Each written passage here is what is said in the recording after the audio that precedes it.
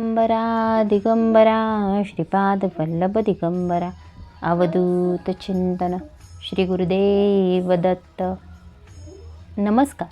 तुम्हा सर्वांचे श्री स्वामी भक्ती या चॅनलमध्ये स्वागत. सर्वांना श्री स्वामी समर्थ. आज मी तुम्हाला श्रावण महिन्यामध्ये आपण कोणत्या सेवा करायच्या आहेत, त्याचबरोबर दत्त महाराजांची, स्वामी महाराजांची कोणत्या सेवा केल्यानंतर आपल्याला काय प्राप्त होणार आहे याविषयीची माहिती आजच्या व्हिडिओच्या माध्यमातून सांगणार आहे. आपण जर माझ्या चॅनलवर नवीन असाल, व्हिडिओ पहिल्यांदाच पाहत असाल तर नक्की माझ्या चॅनलला पहिल्यांदा सबस्क्राईब करा आणि जवळील बेल आयकॉन नक्की प्रेस करा. म्हणजे आपल्या चॅनलवर जेव्हा नवीन व्हिडिओ अपलोड होतील तेव्हा त्याचे नोटिफिकेशन तुमच्यापर्यंत येत राहील. व्हिडिओ स्किप न करता अगदी शेवटपर्यंत नक्की पहा. श्रावण महिना हा सण, वार आणि व्रतवैकल्य करण्यात जातो. यामध्ये आपण जितक्या सेवा करू तितक्या कमीच असं म्हणायला काही हरकत नाही. आता तुम्ही म्हणाल रोजच तुम्ही वेगवेगळ्या सेवा देतात आणि कधी करायच्या, तर सेवा तुम्ही सकाळ, संध्याकाळ, दुपार तुमच्या वेळेनुसार करू शकता. सकाळी तुम्ही एक सेवा केला तर दुपारी दुसरी सेवा करा. संध्याकाळी जी दुसरी आहे ती करायची इच्छा असेल तर ती करा. किंवा एकच जरी केला पण ती निष्ठेने, श्रद्धेने आणि भक्तीने जर केला तर त्याची फलप्राप्तीही निश्चित होते.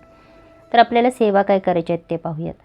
तर आपल्याला दत्त महाराजांसाठी गुरुचरित्रामधील 14व्या आणि 18व्या अध्यायाचे आपल्या घरामध्ये या श्रावण महिन्यामध्ये अवश्य पठण करायचं आहे. याचे पठण केल्याने आपले आर्थिक बाब सुधारते. त्याचबरोबर घरामध्ये आजारपण जर सततचे असेल तर ते दूर होते.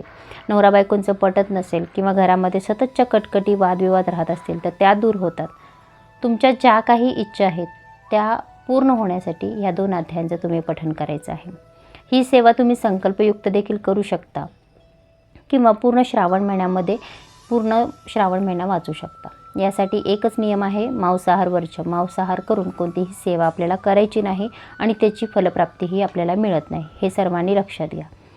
जर तुम्ही या ग्रंथांचे, याचे 2 छोटी पुस्तकं आहेत, 14वा आणि 18वा अध्याय गुरुचरित्रातील, याचे जर पठण जर करणार असाल संकल्पयुक्त तर तुम्ही पूर्ण श्रावण महिना करा किंवा दर गुरुवारी जरी केला तरी काही हरकत नाही.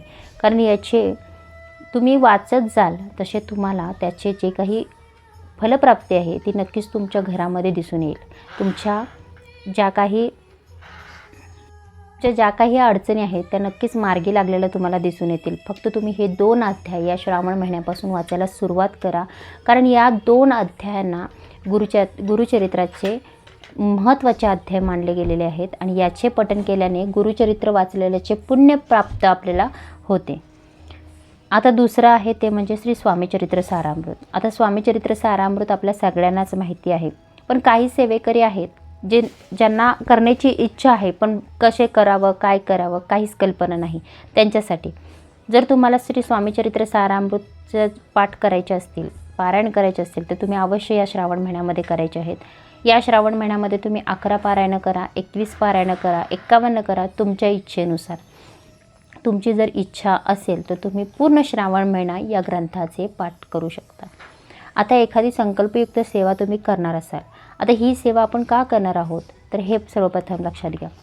ही सेवा तुम्ही संतती प्राप्तीसाठी करू शकता, विवाह जमण्यासाठी करू शकता, नोकरी मिळण्यासाठी करू शकता किंवा नोकरीमध्ये बढती मिळण्यासाठी तुम्ही ही सेवा करू शकता.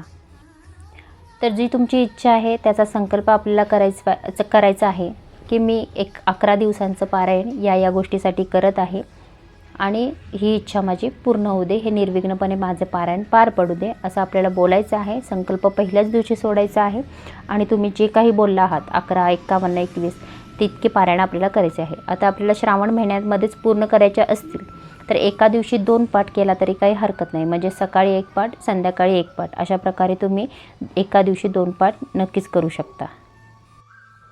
आणि जर तुमची काही इच्छा नाही, दिलेलं सर्व चांगलं आहे आणि तुम्हाला फक्त स्वामी महाराजांची सेवा करायची असेल तर अवश्य या श्रावण महिन्यामध्ये रोज 1 पाठ अवश्य करा. म्हणजे 1 ते 21 अध्याय रोज आपल्याला वाचायचे आहेत. हे सगळ्यांनी लक्षात घ्या आणि आवर्जून ही सेवा या श्रावण महिन्यामध्ये करा.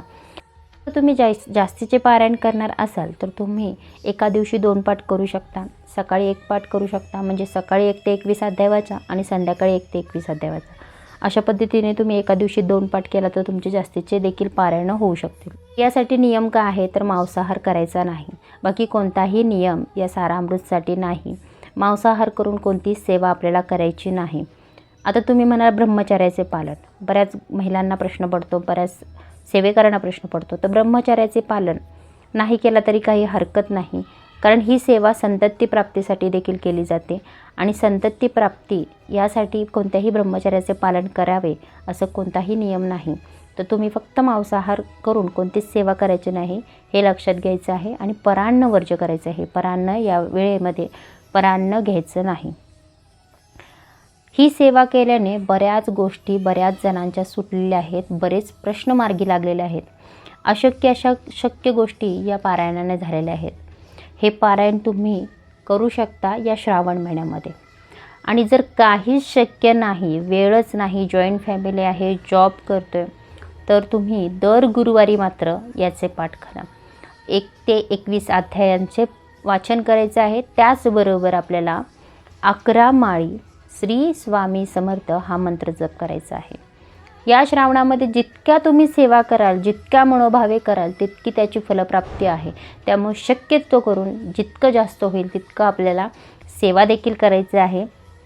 आम्ही असं म्हणणार नाही की तुम्हाला कष्ट करायचे नाहीत। हे बघा, तुम्हाला जर अध्यात्म स्वीकारायचं आहे तर अध्यात्माबरोबर आपल्याला आपला जो प्रापंचिक जो आहे संसार आहे तो देखील आपल्याला सांभाळायचा आहे।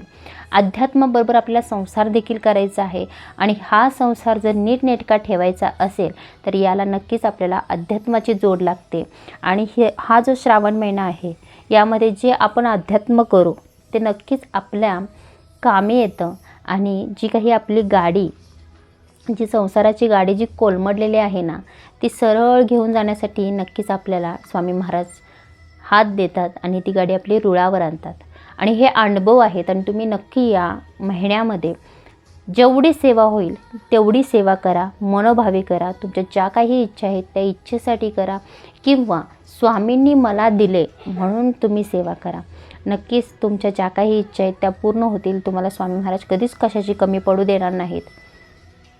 स्वामी तुमच्या सर्वांच्या सर्व चांगल्या इच्छा पूर्ण करोत ही स्वामींचरणी प्रार्थना। व्हिडिओ आवडला असल्यास नक्कीच व्हिडिओला लाईक करा, शेअर करा, चॅनलला सबस्क्राईब करा आणि कमेंट नक्की करा। श्री स्वामी समर्थ।